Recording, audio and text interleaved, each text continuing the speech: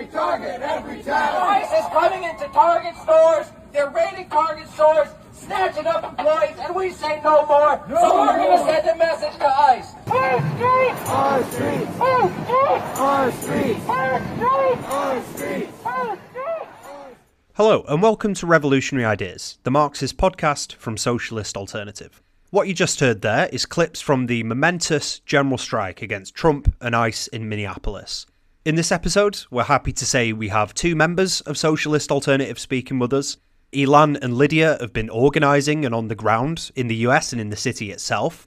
They'll be speaking about the anti-ICE struggle and also next steps after the general strike which took place on the 23rd of January. With that said, I'll pass things over to Connor and hope you enjoy the episode. So I'm joined today by Elan and Lydia, who are both members of Socialist Alternative in the US and have been active on the ground in Minneapolis. And this year, so far, it's kind of felt like Minneapolis is in the centre of the world. It's been the centre of these scenes of ICE kidnapping people, including children, and of course, these horrific murders which have been all over the news and the internet. And I'm sure everyone who's listening has heard about these murders, but I think it would be useful for us to start by going back to the beginning. Maybe you could tell us a bit about what ICE was actually doing in Minneapolis in the first place. Sure. Trump's ICE offensive has been escalating for many months now, and it's all about divide and rule for the Trump regime. They want to instill a reign of terror on immigrant communities, but also on the whole working class in this country. You know, they want people born in this country to think that it's immigrants' fault for the reason that we don't have good-paying jobs, the reason that schools are crowded, the reason that there's not enough beds in hospitals to distract from capitalism, which is, of course, the real culprit behind the problems that all working-class people face in this country. And so, at the end of last year, at the end of 2025, Trump was definitely having problems. He kept, every few weeks, new revelations were coming out about the Epstein files. Ratings on the economy kept declining. In the early November election results, the Republicans really did not fare well. The Democrats did quite good. And of course, this in large part was a referendum on Trump himself. And Trump's opinion polls, just in general, were going down, whether on immigration, on the economy, really on everything. And so they had thought that they came up with this perfect narrative to go to Minneapolis with ICE, that there were reports of fraud within the Somali community here, and they thought that this was just the perfect cover to go in, to escalate their reign of terror against immigrants, to bring back a section of their base, that had begun to fall away from them because of all these other issues I just explained. And so they sent 1,000 ICE agents to Minneapolis. But of course, what they didn't expect was the level of resistance that they encountered. Minneapolis is the site of the George Floyd rebellion, of course, the epicenter of Black Lives Matter in 2020. And this struggle is that, but on an even higher level. And so they're running up against big problems. I'm sure we'll get into it, but just yesterday, reports came out that they're now pulling 700 agents out of the around 3,000 agents that are there. And so, of course, is this enough? Absolutely not. But it's a start, and we talk a lot about in Socialist Alternative the potential for overreach by Trump, and what we mean by that is, Trump goes just one step too far at some point on his offensive, whether it's about imperialist wars abroad or his war on the working class at home, and that sparks mass outrage and mass struggle, and that's definitely exactly what we've seen happen in Minneapolis. Yeah, Trump's regime, as we actually talked about a few episodes ago on this podcast, is a right-wing Bonapartist kind of regime, but I've actually been quite astounded by the level of the kind of open racism that you've seen, actually, like referring to Somalis and immigrants as garbage, saying they've got low IQ from, this is from Trump, and there's been similar from like Stephen Miller and so on. But more importantly, in many ways, many people aren't just like lying down and accepting the state terror that they're being subjected to. And I think what's often been missing from a lot of the media reports at the moment has been the historic level of struggle that's been taking place against ICE and against Trump's offensive. So Lydia, maybe you could tell us a bit more about what the response has been from working class people to ICE's presence in the city. Yeah, as Elan alluded to, the level of robust and like highly organized response from people in the cities is, I think, unprecedented in any sort of kind of like organization that of like the average person on the street, at least in my lifespan. But what it has looked like is like an organic self-organization of the working class in response to ICE. And our comrade Chris said on CNN interview, about a week ago, that like everyone is involved in the fight back against ICE in some way. And so one of the methods of response to ICE has been rapid response groups. So people that are going out when ICE is on the street and trying to either harass or actively detain or actively arrest someone, to be legal observers and at least capture information. But a lot of times the presence of legal observers and protesters can deter ICE from taking further action. People are just patrolling on their neighborhood, walking up and down the streets and like alerting people to the presence of ICE. Obviously a robust network of mutual aid, so like people are transporting other people's kids to school for parents that can't leave their houses right now, and just like distribution of food, obviously, and helping people pay rent. And then just like overall kind of like, watching for ICE activity and reporting it up to other folks across neighborhoods in order to like just alert folks to the presence of ICE, and so that they can make a plan as needed. And so this has coalesced not just in an ad hoc way, but in a more like an organized neighborhood fashion. So within different neighborhoods across the Twin Cities, these rapid response networks have formed, and they've been having meetings where folks are showing up and able to plan out exactly what the response to ICE is and plug other new neighbors into different ways to respond to ICE. And I would say that's in every neighborhood in the Twin Cities, and it comes even at like finer granularities, like people are starting to form block groups. And I want to highlight that that's been sort of like consistent over the past maybe 2 months. But I think that the level of interest and involvement by just kind of like regular working class people in the cities has only increased following the citywide strike action on the 23rd and then the murder of Alex Preddy. And while that all is like heroic and has definitely prevented kidnappings and has supported the community with like tangible material support, we need to go on the offense too. And so, as members of Socialist Alternative, that we understand that like the most powerful tool that we as workers have is our labor power. And so we can wield that power through collectively organizing to take strike action and hit them where that hurts, to be able to stop the flow of profits and business as usual. And so earlier last year in 2025, Socialist Alternative had already been calling for national strike action in response to just overall Trump's continuous attacks on the working class. And what actually ended up happening for January 23rd, is that there was a day of action called by local unions, including SEIU 26 and others, calling for 123 in Minnesota, and especially in the cities, to be a day of no work, no school, and no shopping. And so even though it wasn't necessarily being billed as a strike, the actual result of the day of 123 was a citywide strike action. And so that call, came due to pressure from below, from the rank and file in SEIU, who were made of a lot of service workers downtown, including workers that had been detained. And the strike and the pressure on union leaders for it to be called definitely also came from the level of working class organization that was happening in the cities in the fight back against ICE. And so one thing that we did as part of like Socialist Alternative on the ground is host how to organize a sick out meeting, where we had some labor leaders speak and talk about the importance of strike action and what 123 could represent in the fight against Trump and ICE. And then we went through the steps to organize a sick out in workplaces. And so the mood on the ground was that there were a lot of people that were individually interested in taking action on 123, but there wasn't quite the connection made in people's minds to like, oh, this needs to be a collective action that I'm organizing in our workplace. So we were able to point to that and help people take those steps in the meeting. And then, just the scale of the strike that happened on 123 reports are that there were 60,000 people marching, which was 10% of the population of the Twin Cities. And one research firm said that a fourth of Minnesotans participated in the day of no work, no school, no shopping. I also just want to note that it was like -20 out, and there were thousands of people in the street. And there were also thousands of people more that didn't come outside because it was too cold or what have you. And so there were even more people not in the street on strike or not at school or shopping. And there were stores shut down, UFCW, Union grocery store co-ops closed.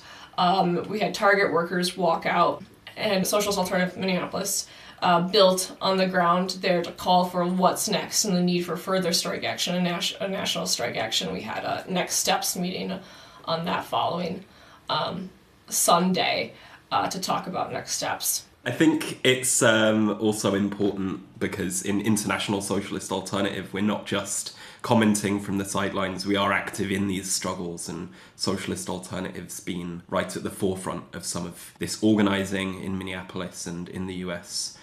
More generally, helping to organise and build for strike action, getting strike ready, taking the fight against Trump and ICE to the next level. And yeah, I'm sure listeners are going to be interested to hear more about what work we've been doing on the ground. So maybe you could tell us a bit more about that.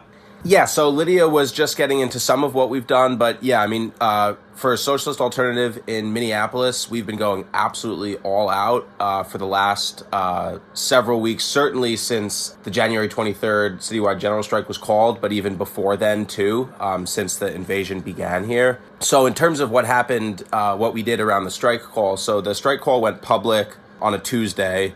The following day, on a Wednesday, we had a public meeting held by Socialist Alternative here that was basically about going all out to build for the strike. 50 people attended. And then from there, it was just a total escalation. There was a holiday weekend where we were out every day in 0 Fahrenheit weather, hanging up posters, canvassing, talking to people about participating in the general strike. And then, yeah, as Lydia said, we hosted this awesome meeting called How to Organize a Sick Out or Strike that had around 100 people in attendance. And that was very much, yeah, exactly as Lydia said, designed to help people go from, yes, I'm participating in the strike to I'm going to get my coworkers to participate in the strike. And I think, because of the setbacks that the U.S. labor movement has gone through during the last several decades, the neoliberal era, setbacks in organization, setbacks in traditions of struggle, setbacks in class consciousness. There's a lot of traditions that need to be rebuilt. And that's a big role that Socialist Alternative sees ourselves as playing, is helping to rebuild those traditions of class struggle. And of course, all the while strengthening the socialist movement out of that. And yeah, so that meeting was awesome. There were two TV news channels that reported on this meeting. We made a short pamphlet called basically the 5 steps to organize a sick out or strike for January 23rd. And yeah, at that meeting, Lydia gave a great speech actually about just the concrete step-by-step process. And we heard from, several workers that they actually concretely used the material that we drafted. They used the lessons that they learned at that meeting. We had breakout groups at that meeting for people to get into the more nitty gritty of what the situation at their workplace is. So that was awesome. Yeah, obviously, Socialist Alternative members themselves organized, within their workplaces, within their unions. Lydia's a member of the statewide public sector union and, was part of organizing in that workforce. And then, on the day of the strike, we passed out 7,000 flyers for a next steps meeting, as Lydia was talking about, as well as selling, many copies of the Socialist Alternative newspaper, raising lots of money in grassroots donations for the cause. And at the meeting, the next steps meeting on Sunday, which of course was the day after Alex Preddy was also murdered, we had over 300 people. It was about 320 people at this meeting with union leaders, union activists, Socialist Alternative members to talk about what was next. And for us, our main call was basically, if ICE doesn't leave, which they didn't, as we saw the day after the strike with the murder of union nurse Alex Preddy, if ICE doesn't leave, we need to strike again, but bigger, this time shutting down all profits. But either way, even when we do kick ICE out of Minnesota, which we may be on the cusp of seeing, if our movement can continue to escalate, we'll see, they will go elsewhere. At the time of the strike, they were going to Maine, a state in northeastern United States, under Operation Catch of the Day. Maine being a place that's known for its seafood, so absolutely a disgusting and racist name for an operation. And so we were also putting forward the idea that we need a nationwide general strike to shut down ICE everywhere. And I'm sure we'll get into that, but I think there is real potential for that. I've also seen the workers at Target are being part of the action, right? Yeah, that's right. So just for folks listening, Target is one of the many Fortune 500 companies that's located within the Twin Cities metro area. And Target is a retail store that has just food, but also just a bunch of home goods and clothes and everything that you could want in a store. And so on the day of action on the 23rd, Target workers at different stores across the state walked out, including one store by the University of Minnesota where 16 out of 21 workers walked out, leading their managers to have to run the store with a few employees. And Socialist Alternative in Minnesota had been in contact with an employee at that store and was helping support that employee in taking walkout action. And we've continued to be in dialogue with that employee about future Target actions, and I'll talk more about that, or we'll talk more about that in a second. But just to talk about kind of like why is there a focus on Target, and why is Socialist Alternative in Minneapolis kind of doing a little Target, orienting around Target right now. So Target, again, extremely large corporation based in the Twin Cities, that obviously profits from the divide and rule agenda that Trump is pushing. But Target specifically has been allowing ICE operations to stage in their parking lots. Two young Target workers were taken from a Target store, were detained by ICE and brutalized and dropped off by ICE. And, Target's had no outward response either to its employees or to the public about ICE or its complicity in ICE operations. And Target profits from, again, the divide and rule tactic, and it also profits from its employees being scared and disorganized because of ICE and because of Trump. And so Socialist Alternative in Minneapolis had been going and kind of just like talking to employees at various different Target stores around the metro about preparing for the day of action on the 23rd, and made some good connections with Target employees that were interested in organizing at their stores. So like I said, at one store we helped support an employee lead a walkout on the 23rd. And then on the following Friday, the 30th, even though labor leaders did not call for a day of action on the 30th, there were student groups on the University of Minnesota campus, such as the Somali Student Association and the Black Student Union, that made a call for a day of action and a student walkout on the 30th. And other community organizations took that up, and other people did too. And there was kind of another day of no work, no shopping, no school, where thousands again marched in the street and participated. And that was great and fantastic. It wasn't as strong because there was no labor leaders that were leading the charge and organizing their unions to participate. And I can talk more about kind of why labor is scared right now. And it's unfortunate that they did not participate in the 30th. They should have. But on the 30th, Socialist Alternative also organized a picket outside a specific Target store. Again, had labor leaders speaking. And inspired by that, the Target workers at the same store walked out again. And so we're going to do continuous campaigns at Target for their complicity and their profiting off of ICE operations within the cities in the U.S. in general. And it's a way to also strengthen the role and the position of those Target workers themselves and give them the support and tools to, organize themselves within their workplaces too. Yeah, I mean, this scale of protest is clearly pretty historic, and actually Trump's been forced to signal a bit of a retreat, really, by the looks of it. He's, as we've said, pulled some ICE agents out of the city. Greg Bovino is gone, of course, as well. Would you say that Trump's backed down? And if so, what should we make of this? Are there any lessons that we can draw out of that experience? Yes, so to be clear, ICE is very still present in the cities and terrorizing the cities and our neighbors. At the same time, things have shifted a little, and that's because of the level of mass organization of the working class in the cities basically citywide strike action that happened on the 23rd and the following pressure of the action on the 30th, that has caused not only like the Trump administration to kind of like reshuffle itself and pause, but also, you know, invoked a response from the Fortune 500 companies in the cities to put out a really weak letter that just is kind of like asking for peace generally. But yeah, as we mentioned, Bovino of Customs and Border Patrol was here in the cities, and he was doing like a whole kind of like path walk of himself tour where he was actually going through targets himself and with a bunch of like armed agents to intimidate people and to take people. But since 123, since the murder of Alex Preddy, the Trump administration has swapped Bovino for border czar Homan.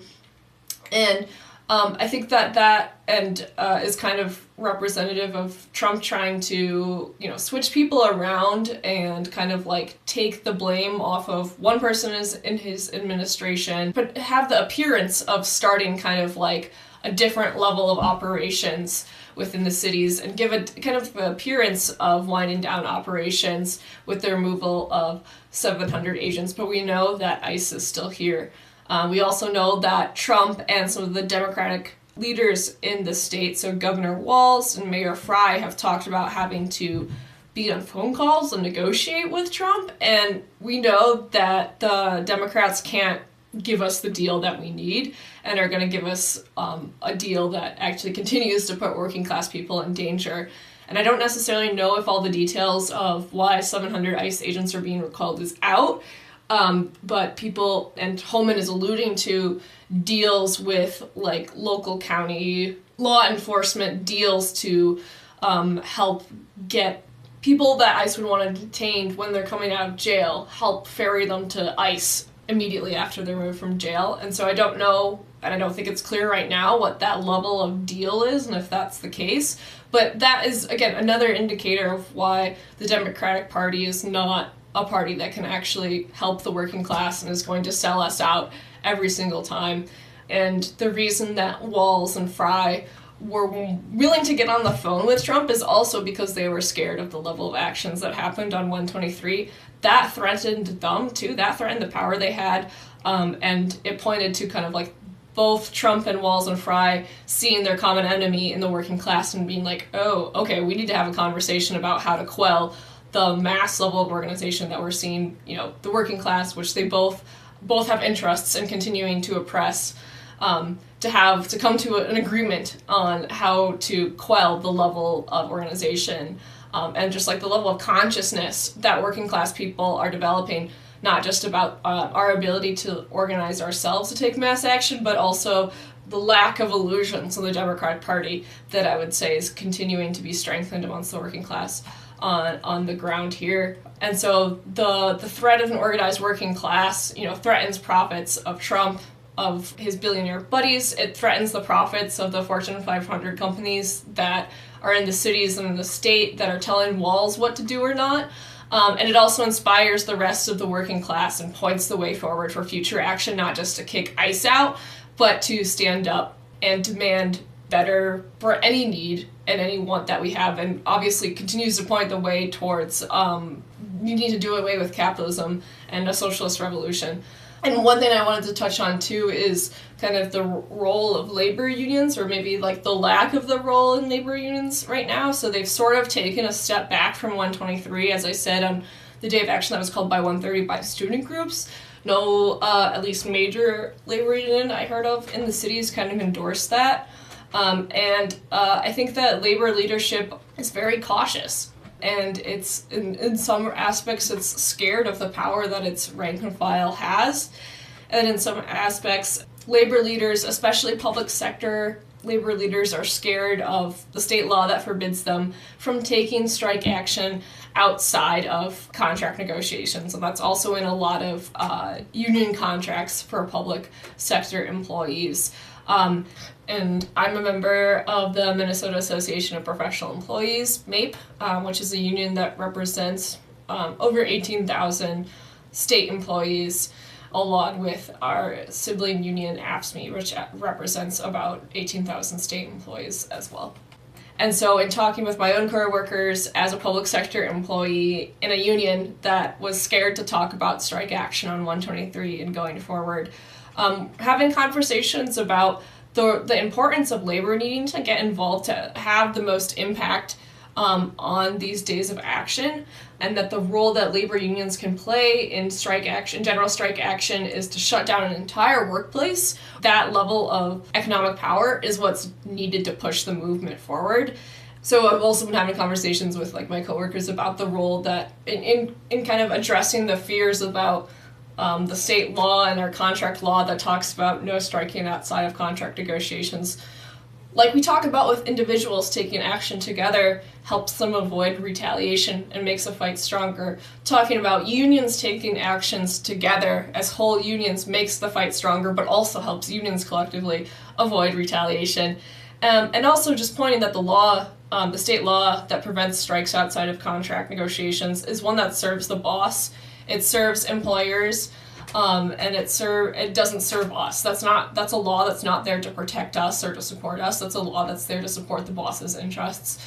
And we need to be willing to break unjust laws and break laws during times where dire action is needed. And right now, dire action is needed with the occupation of ICE in our cities. And unions collectively together within the Twin Cities need to be willing to stand up and say, no, this is not right, and we're going to be able to organize our forces to fight against this. Yeah, I think the beginnings of a retreat by Trump are really important. I mean, just yesterday announcing, the 700 agents being pulled, but then also 2 days ago, it was announced that the 1,500 paratroopers in Alaska who've been on standby to be sent to Minneapolis in the event that Trump invokes the Insurrection Act, those 1,500 paratroopers have been stood down. They're now mandating that all ICE and CBP agents in the Twin Cities wear body cameras, which we should be very clear will do nothing to stop the barbarity of ICE. We dealt with this with Black Lives Matter, where they tried to satisfy the movement by putting body cameras on, and it just the murders are already on camera, right? Renee Good, Alex Preddy's murders were already on camera, and it's not stopping them. So we should be clear that that's not anything of a solution. But nonetheless, it is the sign of them feeling the heat, feeling the need to make concessions. And then also, the Super Bowl is this Sunday, and Trump had been saying for months now that ICE was going to be doing immigration enforcement at the Super Bowl, but that's now been canceled. So there's a number of things that point to, this kind of partial retreat by Trump and therefore a partial victory for the movement. And I think in Socialist Alternative, what we want to just shout from the rooftops is the only reason that Trump has backed off even a little bit is because of the power of our movement, as Lydia was saying. And that's why we need to stay on the offensive. We need to strike again, but bigger, to shut down all profits. We need a nationwide strike to shut down ICE everywhere. This is the way to stay on the offensive and to push Trump's back even further against a wall to make an even bigger retreat. And we have absolutely no trust in the Democrats to negotiate on our behalf. We can only rely on the power of the working class. And right now, I mean, I don't know if we want to get into it now, but the call for a strike on May Day, a general strike on May Day, is definitely, it's too far away. It should be sooner. But the fact that this call has been made shows that this movement is absolutely not going away, and will continue to escalate. But we can't just rely on the labor leaders to organize this themselves. It's going to take a real groundswell of rank and file organizing and mobilizing in order to make the first ever nationwide general strike in U.S. history a reality on May 1st. I mean, there's loads, I think, that we can learn from this experience all around the world about the role of the working class, the role that strikes can play in fighting back, and just the idea that a regime like Trump's can be resisted and pushed back. I think that's really important and something that we're going to be up against in many other places where the rise of these sort of right-wing strongman regimes is something that we're facing. I guess just as a sort of final question for you both, how do you think the mood is on the ground right now in the US and especially in the Twin Cities? Yeah, I think that mood and people's consciousness around what's kind of like needed and what is to be done to fight Trump and ICE is still like highly elevated. So the rapid response neighborhood networks that I was talking about earlier, those are still ongoing. Those are still having regular public meetings too, where neighbors are getting together and talking about the actions that we're taking together. There's very much, I think, still a high level of consciousness about the need for strike action, not just locally, but nationally. And, you know, on 123, for example, Socialist Alternative was, you know, on the ground talking to people that were participating on 123 and talking about the need for continued strike action and the need for national strike action. And that was getting, resounding support, and still is, in conversations that we're having with members of the working class on the ground about what's needed to go further. And so I think that people are kind of waiting for the next day of action to be called, and they're ready and wanting to participate. It's Thursday, and I'm not sure if any specific action has been called tomorrow on Friday, but people are like looking and asking each other, what's happening on Friday? What am I going to be doing on Friday? And so there is definitely the appetite and the mood, and also the level of organization too, to take action on Friday, which I think is really important. Is, you know, not just was 123 or 130 about activating people, it was also about creating systems of communication and organization, and teaching people about how to organize within their workplace or within their neighborhood community group. And people are going to build on those lessons from 123 or from 130 and be able to repeat that and draw out more coworkers next time there's a strike action called, or mobilize more of their workplace, or hopefully maybe draw their union to take action and with their full chest get their union to say, yes, we're going on strike on this next date. And I just want to, again, echo what Elan was saying about May Day. We're going to be there, and folks, if as that materializes, that should be a national strike action, but we need it sooner, and we desperately need it sooner in the Twin Cities, where we're living under the violent ICE occupation. And so, as much as there's future calls for action, Minneapolis branch of Socialist Alternative is going to be on the ground and organizing the working class and supporting the working class in Minneapolis to take action and organize our workplaces to get out on that next day of action and to take strike action. And, even if we did end up kicking ICE out of the Twin Cities, we need to kick ICE out of every city in the U.S. We need to abolish ICE.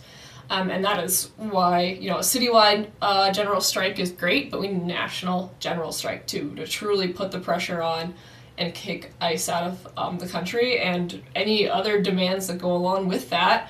Because as workers realize the power that we have by withholding our labor and acting in a collectively organized fashion, folks will realize the power that we have to demand better, and the power that the actual actions we can take ourselves as the working class to actually bring about a better world and a better society by abolishing capitalism and ushering in socialism. I think one thing that we're seeing across the country right now is that before a couple of weeks ago, and really I think the January 3rd citywide general strike here was the turning point, but before a couple of weeks ago, there was really a gulf between the anti-ICE movement in cities where Trump had invaded, sent a military-style invasion with ICE, and then other cities, in cities where Trump had invaded, there was a huge movement, Minneapolis, Chicago, LA, other places. But then elsewhere, there just was, this or that small protest, maybe very, very small rapid response efforts, beginning to form. But I think the movement has really gone national in a big way right now. And so, socialist alternative branches across the country have really dove headfirst into this movement, are holding massive organizing meetings and going out, holding big protests, rallies, beginning to canvass, to prepare for ICE invasions, etc. So I think, the movement here in Minneapolis and the Twin Cities has really inspired working class people across the country and given the movement more confidence, I think, than it's had against Trump so far. And that's because the power of the working class is beginning to use. It's a point that Socialist Alternative has made consistently since Trump was reelected, and of course we make it all the time in general, but that the working class, in order to fundamentally push back Trump, to really defeat the regime, the working class would need to put its stamp more decisively on events, because we have the power to hit them where it hurts, and that's their profits, that's their pocketbooks. And I do think, I really agree, like the mood is not to back down. The mood is to keep fighting. It's a mood of determination. It's a mood of not being satisfied, I think, with small concessions, but wanting to go all the way. And it's extremely inspiring to see. It's extremely inspiring to be a part of. And national labor leaders like Sarah Nelson, the president of the Flight Attendants Union, Stacey Davis Gates, who's the president of the Chicago Teachers Union, one of the most important teachers unions in the country, and others are now pointing towards a general strike on May Day, which again would just be a totally not just important for pushing back Trump, but a historic development in the lifespan of U.S. capitalism and the class struggle in this country. So yeah, Socialist Alternative is going to go absolutely all out to build strike readiness, in the cities that we operate in the workplaces and unions where we have members, in the schools where we organize. If there's opportunities to push for this strike date to be sooner, we will absolutely do that, because 3 months is too far away. We need this now, but we will push, again, strike readiness, so that way, as part of just rebuilding the fighting capacity of the working class to take on the bosses, take on corporations, but also to take on our capitalist government. And of course, all the while, we stress